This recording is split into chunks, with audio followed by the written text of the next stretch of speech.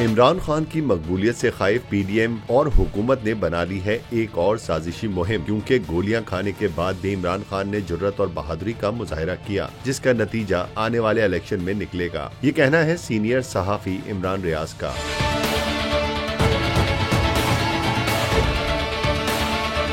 Senior सहाफी ने बताया कि इमरान खान के खिलाफ 2 प्रोपेगेंडों पर काम किया जाएगा, जिसमें पहला ये है कि इमरान खान को गोली लगी ही नहीं है। इस प्रोपेगेंडे का आगाज हमलावर के वकील से किया गया। दिलचस्प बात यह है कि इस वकील और राना सनाउल्लाह के बयानात में मुमासलत साफ जाहिर है कि इमरान खान पर हमला नहीं हुआ, बल्कि ये उनका ड्रामा है। जबकि दूसरा प्रोपेगेंडा ये होगा कि मुल्की मईशत की तबाही का सबब इमरान खान को ठहराया जाएगा। इस पर तमाम जमातें मिलकर मैदान में उतरेंगी। झूठे फैक्ट एंड फिगर्स भी सामने लाए जाएंगे। मईशत दानों और मुख्तलिफ तजिया निगारों को भी इस्तेमाल किया जाएगा।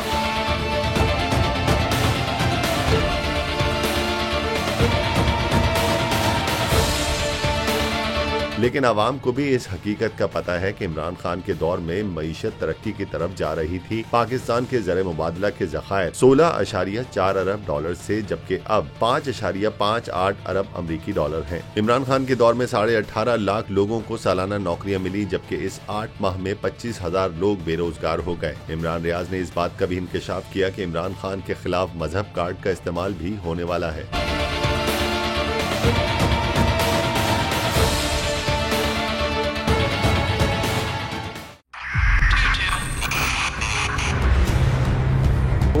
बहुत सारे तोहफे भी दे के गया पाकिस्तान की आवाम को। पाकिस्तान की आवाम को एक तोहफा ये दिया कि आवाम को पता चल गया कि पाकिस्तान का मीडिया क्या है। हक और सच का सफर साल 2022 में बोल रहा नंबर 1। हमने बहुत सारे शोज और ट्रांसमिशंस की, पूरा साल मुसलसल जदोजहद में निकल गया कि ये वोट ऑफ कॉन्फिडेंस के पीछे कौन लोग थे।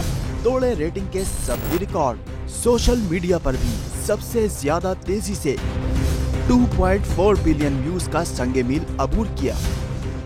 एंकर्स को भी आवाम में सबसे ज्यादा मकबूलियत मिली और सोशल मीडिया पर भी बोल रहा सब पर भारी।